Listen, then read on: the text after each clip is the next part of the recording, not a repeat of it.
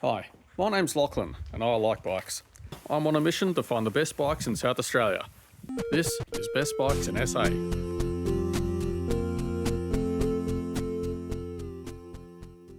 G'day and welcome to Best Bikes in SA.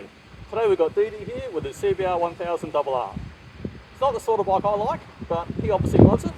Now these are actually a really big deal for Honda. They had to get dragged kicking and screaming to make a 1000cc bike. From the first CBR900s, they eventually squeezed them to a 919, then a 929, then a 954. Then 2004, Kawasaki brought out the ZX10, you got the R1s, the Gixxer 1000s. Finally, Honda went to 1000. So tell us your backstory. How did you end up with there? Well, it's actually a barn find. I got it from an older guy who lives near Phillip Island in Melbourne. This was sitting in a shed for 2 years at least, that's what he told me. Yeah. Not doing anything because he restored bikes on his spare time. Fall in love with it.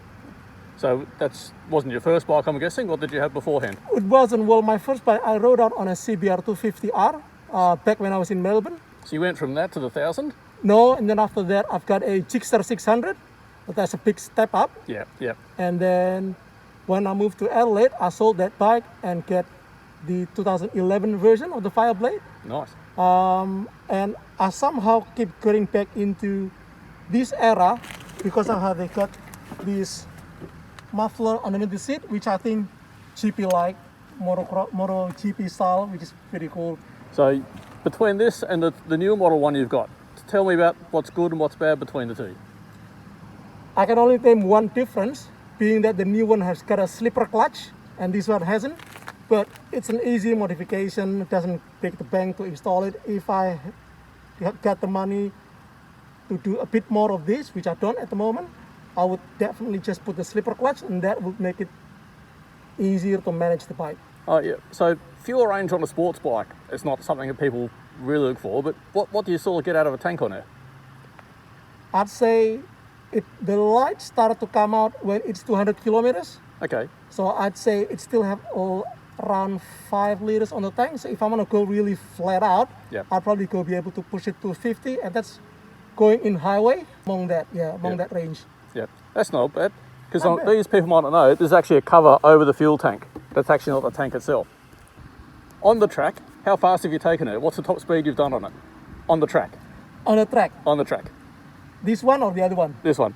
This one, probably 170. Yeah, good thing you're on a track then, isn't it? Yeah. Yeah. And with the electric steering damper, they feel a bit weird to start with, but they're really solid on the road, aren't they? To be honest, I don't notice that. To me, it's just ride the same on any speed. Some people say that it's easier when you get up to speed, but I don't see any difference. That's the secret of why they can work so well though. With a normal hydraulic one, you'll feel it either heavy or feel it light. With this one that can adjust, it gives you the best of both worlds in being able to adjust itself for the speed. So I see, I might look into that. When you can't feel it, that's because it's working really well. All right, and now it's time for the famous Bike Biz quiz, which is how many stars for your CBR? Right, okay.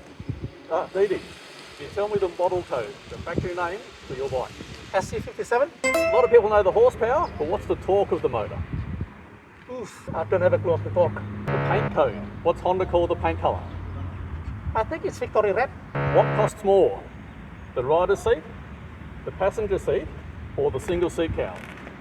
Can you lane them from most expensive to cheapest? The single seat, the pillion seat, and then the seat cowl. So seat cowl being the cheapest or most expensive? Yeah.